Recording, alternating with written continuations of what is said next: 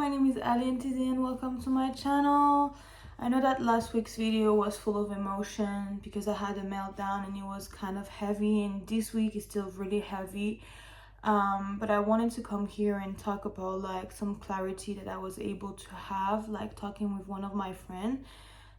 She came to me and she told me how she felt lost in life and how she felt like she didn't know what she wanted to do, and she's finished with uni and she's like, what do I do now? Because my whole life, like, I was told like you're gonna follow this path and then everything's gonna be okay. And then she followed the path and realized that um that she didn't like what she was doing anymore, and that she didn't see a point in like continuing down the road she was headed towards.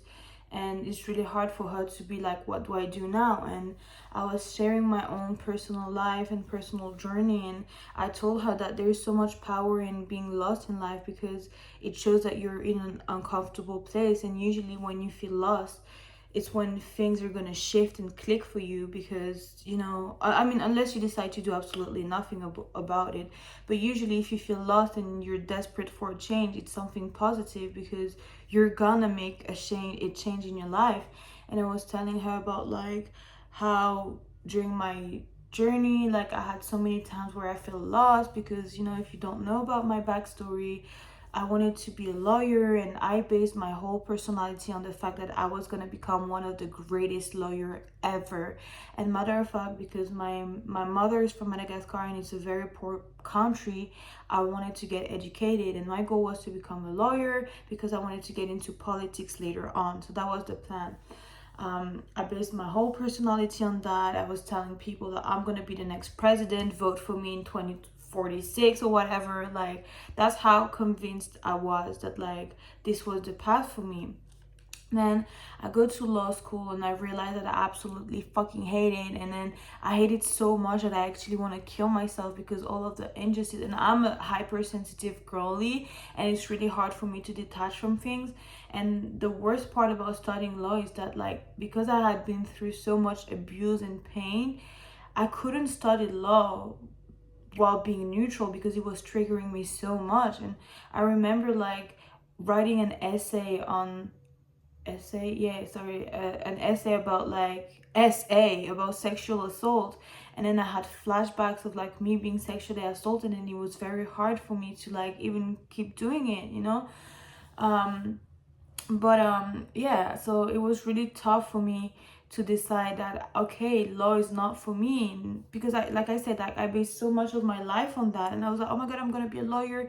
And then I felt like if I couldn't become a lawyer, then it would mean that like I would never be able to become a politician. And it would mean that like I would never be able to help the people of Madagascar, which like deeply hurt my feelings.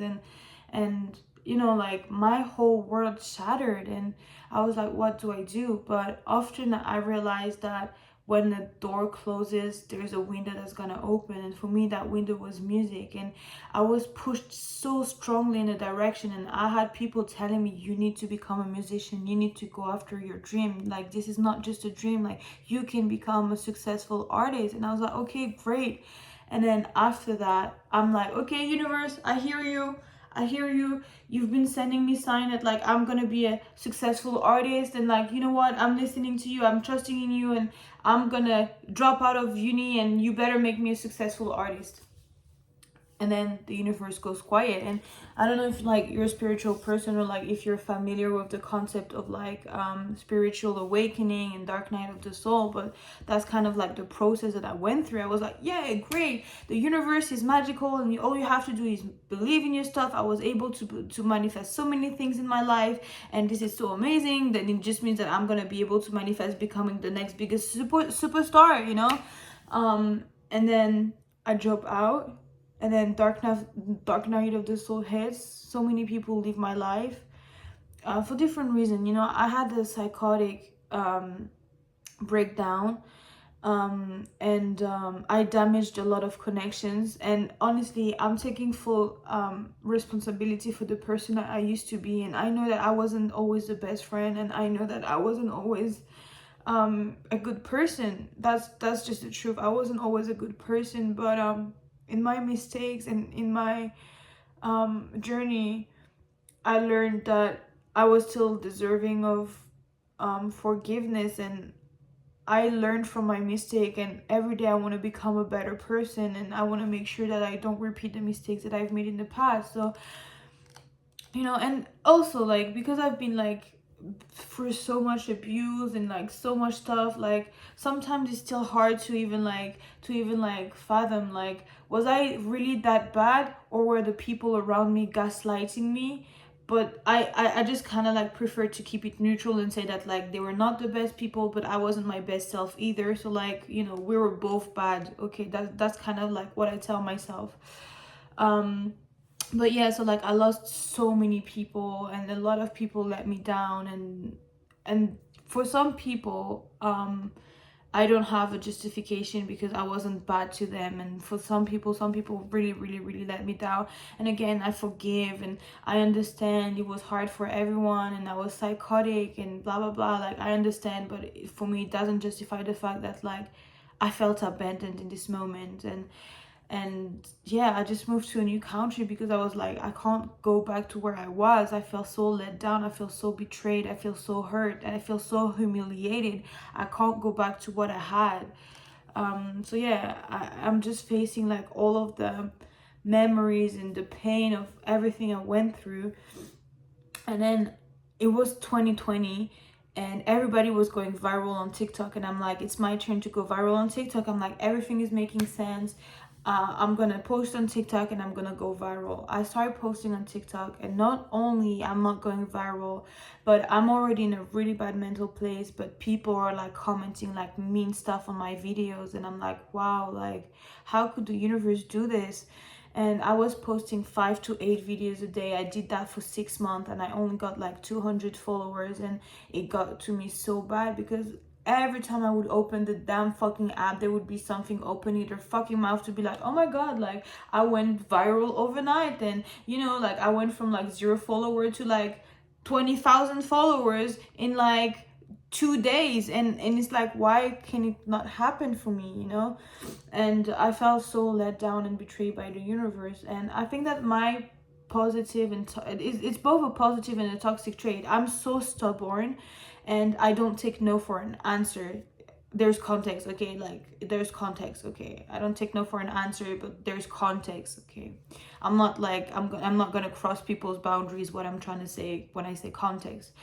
But yeah, so I was like, okay, then I need to figure out something. And that's when I started learning about marketing, and that's when I started like getting into self-improvement, because I was like, okay, I have this mindset and it's making me miserable, and I'm so mean with myself. I need to change something. And it took me down a journey of like self-discovery, self-love, and like falling in love again with the craft, and like learning how to make like write songs, and like so many positive things came out of that. And part of me is also grateful that like it didn't happen in 2020, because I was in a vulnerable place. I didn't have support. And if I had blown up back then, I mean, I'm sure I would have been able to handle it, because I hate when people are like, oh, but like, if the universe was to send you your blessing, would you be ready to handle it? The universe didn't ask me if I was ready to go through the trauma, and I still went through it. Like, you know what I mean? It's like, don't tell me that like,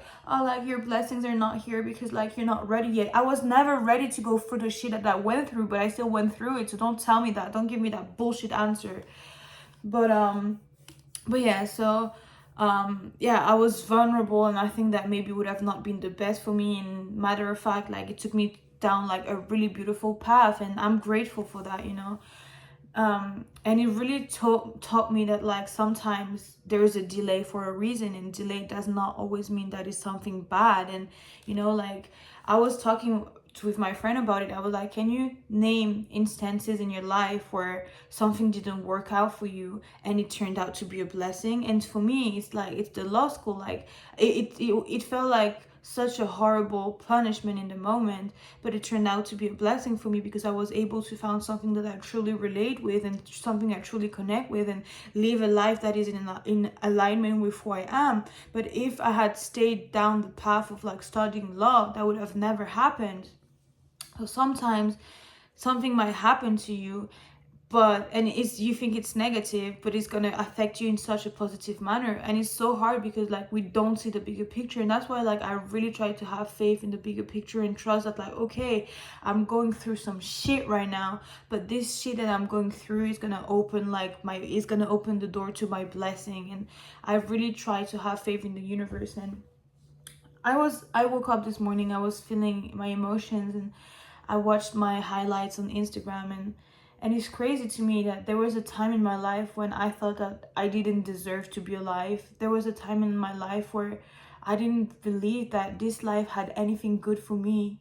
I thought that this was the end, and I couldn't take it anymore. And I'm so glad I didn't give up on life, because quite frankly my life has been amazing ever since. And the thing is like, the skills that I've learned in hardship are so essential, and they've been helping me so much, because the mindset that I have today, and the faith that I have in myself, and the faith that I have in the universe is still wishy-washy, because that bitch be, you know, I'm gonna tell you about like something that happened literally yesterday, and I'm like, universe, we still have beef, okay, we still have beef. But the faith that I have in myself and my ability to overcome things is like, it's solid, it's solid.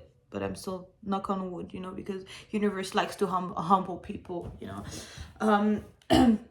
But also like, I don't think I'm in a phase of like, I don't need humbling anymore. Like, this is my phase of blessing, okay, this is my blessing. But anyways, yeah, sometimes behind something traumatic can be a blessing. And I know it's hard to believe, because you know, when you go through something hard, you're like, this is gonna be the end of me. But if you don't let it be the end of you, then something beautiful can come out of it. And I hated when people would tell me, what doesn't kill you makes you stronger, because I was like, you're so full of shit, because right now I want to die. And there's, you know what kept me alive when I was suicidal? Is the belief that reincarnation is real. And I was like, there's no way I'm gonna kill myself and be put back on this earth again. Like, I'm gonna finish this thing, there's no fucking way. Oh my god. Like, and that's what kept me alive. I was like, I'm gonna stay on earth, because if God decide to put me back here again, nah, I'm not doing this. So I was like, I might as well like buckle up and go through it. And I'm so glad I fucking did. And I like, in the past 2 years, although like it's been really hard for me, because what happened in my life is I went through a lot of mental health problems. And once I healed from my mental health, I had a lot of health problem, because you know, when you go through like so much trauma, so much pain, and so much bullshit, it lives, it wounds you. When your spirit is wounded, your body can also be wounded. And I had to go through so much things on my home, on my own. And you know, like, I know my strength, I know I'm a strong person, I know the things I had to sit with, I know the things that I had to deal with. And honestly, like, that also like helped me to have empathy. And I really want to be there for other people, because I know how it is to have no one, you know. I really know how it is. And yeah, like I said, it opened my empathy. And I think that overall it helped me become like a better person, you know. But also, like I said, it was incredibly hard, because it's like, yeah, I'm no longer depressed, and I was like, deal with your health problems, and it's like, deal with it alone at that. It was incredibly hard and painful. But I was also able to like realize some of my dreams. Like, I went to Brazil for the first time in my life in 2023, and it was always a dream of mine to do it. And I went there and I surfed for the first time of my life, and that was another dream of mine. And this year I performed on stage, and that was another dream of mine. And I went to Japan and Korea, and that was another dream of mine, you know. And like, so much positive happened. And I remember being in Korea, in Busan. I fell in love with Busan. I love the city. I was on a boat in Busan, and I was like watching like the fireworks and people, like the boats and the lights, and it was just so beautiful. And I thought to myself, I can't believe like I'm here to experience this moment, and I can't believe that this is my life, you know. I had a moment of realization that like, wow, like there, like I was wrong, like there's still beautiful things to experience in this lifetime. And me going to Brazil in 2023 opened this door in my mind of like, what else is out there for me. And even like me going, because it's like, in 2023, if you had told me in 2022 that I would be in Brazil like surfing and I would have like the best time of my life, I would have not believed you. And if in 2023 you told me that I would perform on stage more than once, because it happened more than once, that I would meet incredible people and that I would go to Japan and Korea, I would have not believed you. So now in 2024, I'm like, what is waiting for me in 2025 that I don't even know about, that I can't even fathom, because like, you know what I mean? Like, there's so much good in like in this life, and I know it's hard to believe, and it's hard to accept that you deserve to be here, and like there's so much more for you to experience. But please have faith. And I know it's like really hard like to have faith when like you're not doing okay, but yeah, like please have faith. And about the story time, the lesson I'm learning at the moment is that I need to have faith in the universe, that what is meant for you will always find a way to you. Quick little story time, I'll try to make really concise, but I don't have a degree. I dropped out of university, but because TikTok didn't work out in 2020, I learned a lot about marketing, and that landed me a job, a corporate job in a really big corporate company. And I'm not gonna name the company, but I love my job, and I'm still a trainee, but still it's like I landed this big internship like in this big firm, and I'm literally having like such an amazing time there. And I would have never even believed that I would be able to get such an opportunity. And I'm like, wow, like I got this opportunity because things didn't work out for me in 2020, and it forced me to like go down this path, and now like it landed me like amazing opportunities. So timeline was like I got rejected in 2020 and my blessing came around 2024. So like there was some time. It didn't happen overnight, but positive came out of it, you know. And what was I gonna say? Yeah, like you like, and oh, sorry, the job that I got, I was really scared because like I had booked my trip to like Korea and Japan, so I was gone for like 2 months. I think it was, yeah, I was gone for like little over 2 months. Matter of fact, I was gone for 2 months, and I thought nobody's gonna want to hire me because I'm gonna be gone for 2 months. And then I go to for the fucking interview. I tell them that I'm gonna be gone for 2 months, and they're so excited about me, and they're like, "Oh my god, this is amazing! Like there were some people in the team who went to Korea and Japan, and like you're gonna get along fine with them, and da da da, and we can't wait to like have you in the team." And I got the job, and I really realized that, wow, like what is meant for me cannot miss me. Because if you asked me before that, I would have been like, no, I'm never gonna get the job. And matter of fact, like I had applied to a job at Zara, and I got rejected by Zara, and I was like, wow, like I'm so worthless that even Zara doesn't want me. And then next thing you know, like I get hired by this amazing company, and I'm like, I'm not worthless, and I'm so glad that it didn't work out, because then I would have not applied to the job that I currently have. You know what I mean? And so like trust the process. What is meant for you will come for you. And lastly, do not wait until people do you wrong to cut them out of your life. That is what I'm learning this year. I think that 2023 was about like taking the time to smell the roses and accept that like life goes in cycle, and there are gonna be time when like things are gonna go fast. There's gonna be time where like, you know, sometimes you're gonna have to plant the seed, and sometimes you're gonna have to like harvest, you know.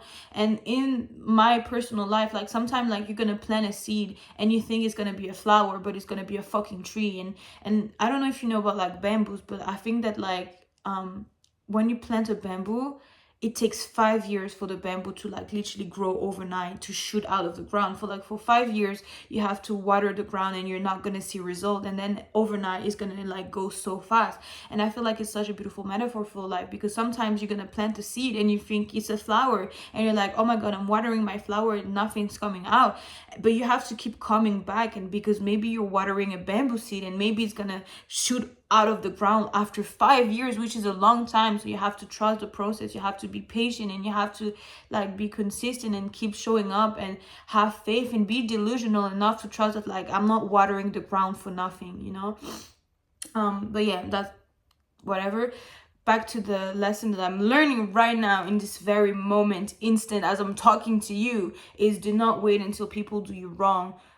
like cut them out of your life. Because, you know, like I've had few people in my life where I was like, okay, like, you're not showing up in the way that I want you to show up, and I try to have a conversation about it with you, and you're still not showing up in the way that I want you to show up. So I'm just gonna put some distance between you and I, but I'm not gonna cut you out of my life. Because I used to be the person that was like, okay, you did me wrong, I'm gonna cut you out of my life. Because after everything that happened, after my psychosis, like, and after losing everyone and everything, like I literally didn't have anything else. Like after losing everything, I was like, okay, like if something is not for me, I just have to like flush it, you know.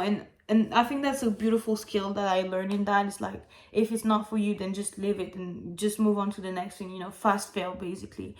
But then after a moment, I was like, okay, maybe I'm too extreme, and maybe I need to like learn how to have boundaries. And maybe like, not because somebody did me wrong means that I need to cut them out. Maybe I need to have a conversation with them, and maybe we need to like come to like an agreement, and you know.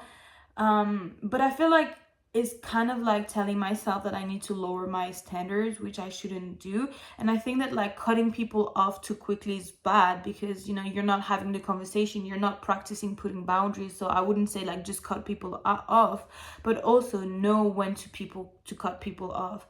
So there's been few people in my life where I was like, you're not showing up in the way that I want you. And then eventually I was like, you know what, like it's fine, I'm just gonna take my distances, and that's fine.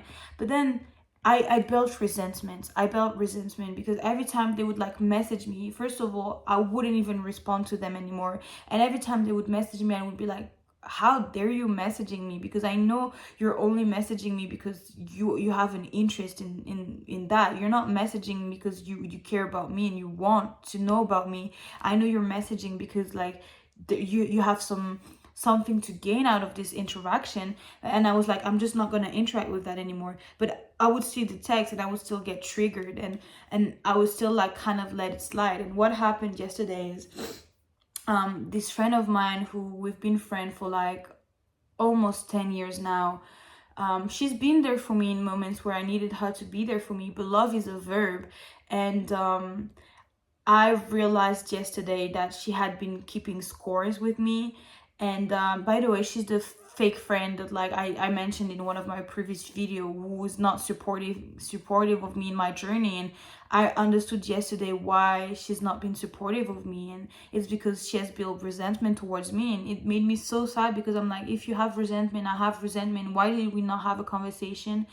And what happened is, she basically messaged me, and she was like, oh, like you changed your password on Canva, you know, Canva Pro, because I was using Canva, and I gave her the passwords and whatnot.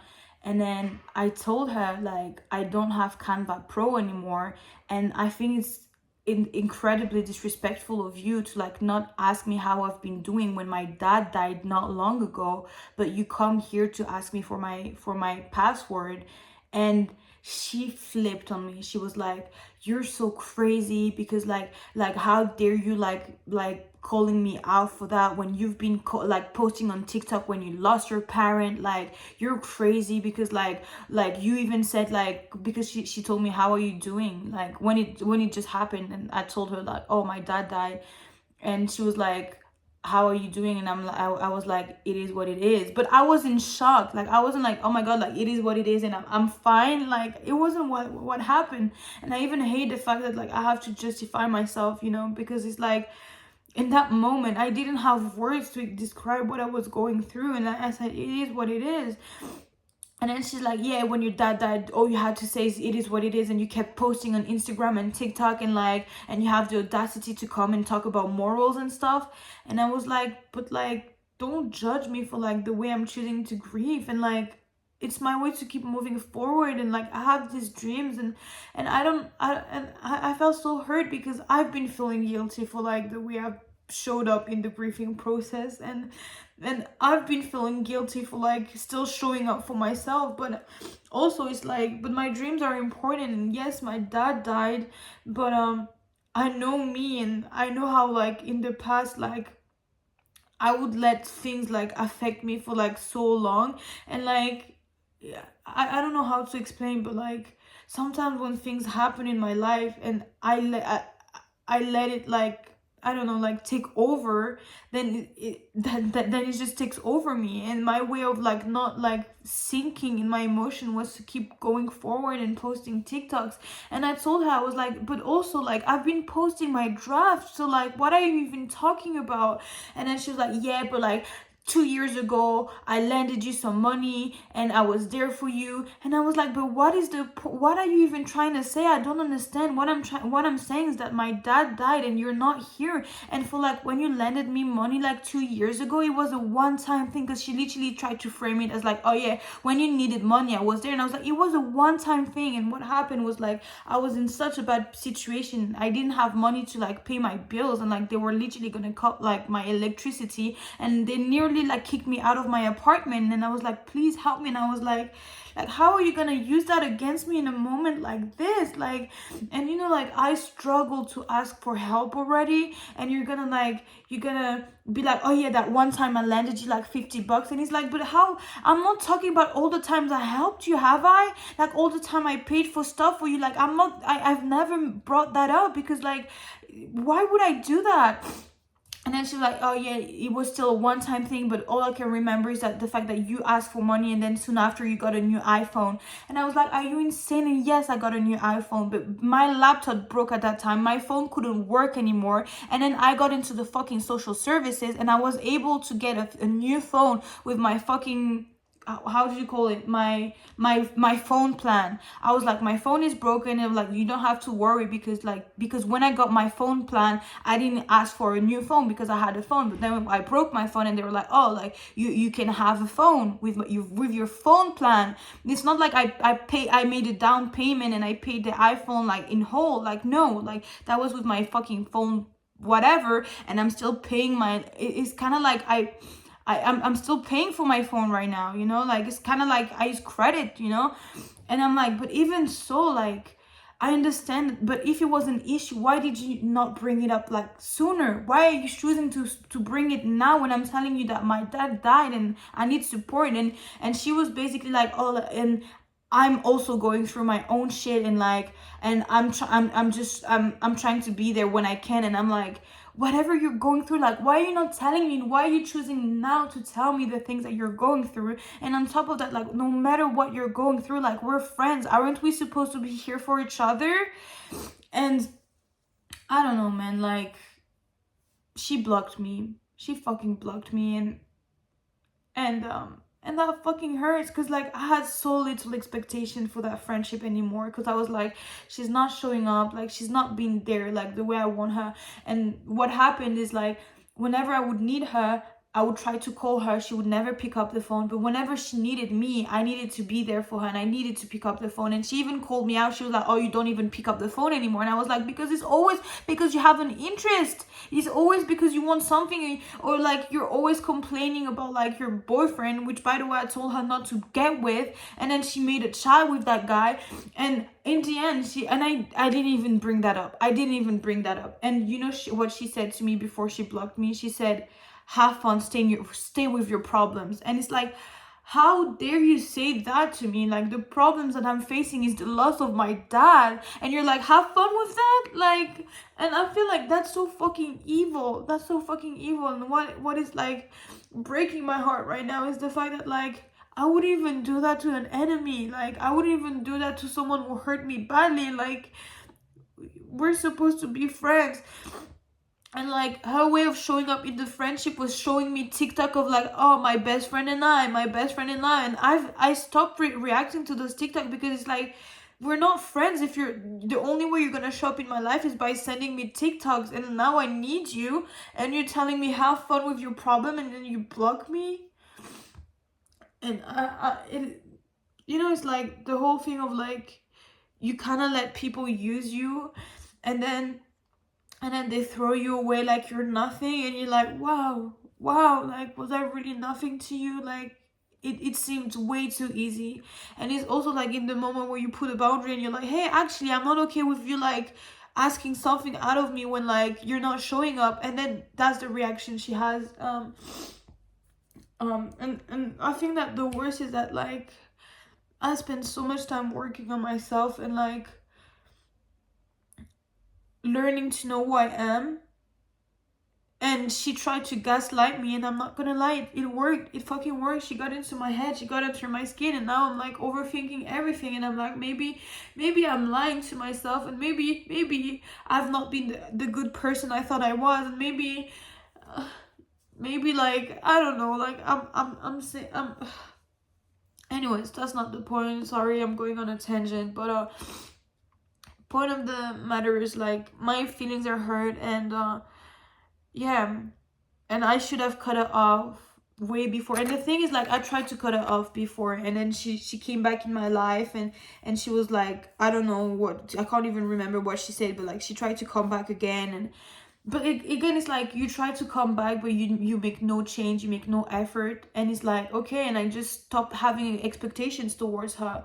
But I'm sorry, it's not even I'm sorry, like my dad died, like I would expect you to be there for me in that moment, you know. And honestly, like I feel like no matter what we've been through, if somebody who I once was close to, even if we haven't spoken in 10 years, if they reach out to me and they're like, hey, I lost a parent and I have no one at the moment, like, can you be there for me? I would be there for them. I mean, I like to think that I would do that. So someone that like that was still in my life and still calling me their so-called best friend. And anyways, yeah, the lesson to be learned in that is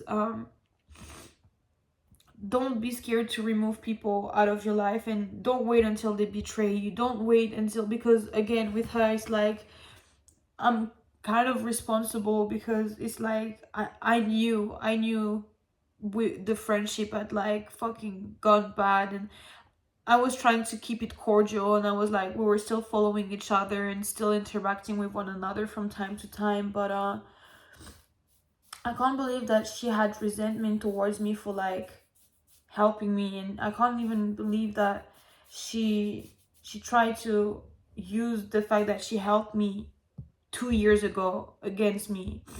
That's insane. And by the way, like something happened on Friday. I was at work, and I fainted, but I didn't lose consciousness. So like I was standing, and then I felt really dizzy, and I felt like I needed to sit down, and it was during a meeting with everyone. And it was like a presentation, and during the presentation everybody was standing, and I was like, oh my god, like I need to sit down. So I sat down, and even when I was sat, I was like, if I don't like lay on the floor right now, like I'm gonna fall off this chair, and I don't want that. So like I put myself on the ground, and I started crawling towards the wall to elevate my legs, because I was like, if I don't elevate my legs, I know that like I'm gonna lose consciousness, and I don't want that to happen. And then people like started coming over me, and they were like, oh my god, are you okay? And they're like asking me so many questions. I was like, I couldn't even talk in the moment, you know. And then like after some time I was able to sit down, and my hand was just shaking, and then they brought me to the infirmary, and everybody was so supportive. And do you know what was my reaction in that moment? I cringed so hard. I was like, oh my god, I can't believe that I fainted in front of people. I can't believe that people saw me like fall on the ground. And also like it makes me really sad, because it's like my first instinct at that moment, instead of being like, guys, I need help, was that like I need to do it myself, because like I felt like I was like gonna lose consciousness. And instead of being like, please somebody help, I was like, I'm gonna do it myself. And I crawled on the fucking ground, and that's how much I struggled to ask for help. And then like she does something like that, and it's like, okay, I know why I struggled to ask for help, because people kept failing me. And I think it's nobody deserves to go through shit on their own, and nobody deserves to like have to deal with crisis on their own. And I had to deal with so much crisis on my own. And you know, like me fainting at my work, and like me having like the reflex to like elevate my legs, is because it happened before, and it happened when I was on my own. And I had to, because like what am if I lose consciousness when I'm on my own, because I live alone, and when I moved here I didn't have anyone, like if I lose consciousness when I'm alone, like what can happen, you know? So like you gotta do what you gotta do to survive, you know. But I felt humiliated to do that in a room full of people. And I know I shouldn't feel that way, but it felt humiliating because it felt like people saw me in like such a vulnerable state, and it felt like, I don't know, like, I don't know, it felt like, damn, like, people, what if people are like, oh my god, why was she on the floor? And again, if people are like that, they're trash, you know. But oh my god, anyways, sorry. I mean, I'm not sorry, I'm never gonna apologize for like showing emotions, because I'm fucking a sensitive girly. I was gonna say human, but I hate when people say like, oh my god, I'm just human, because it's like, aren't we all like fucking weirdo? Just joking. But yeah, that's my life. And yeah, yeah, tomorrow is 11/11. There's an energetical portal that's gonna be open, and I'm gonna use that opportunity to manifest, and we shall see what I will get out of that, because I truly believe that I was able to manifest my trip to Brazil because of that portal, and I truly believe that I was able to manifest the opportunities that I got last year because of that portal. So I'm gonna make the most out of it this year. And yeah, bye, love you.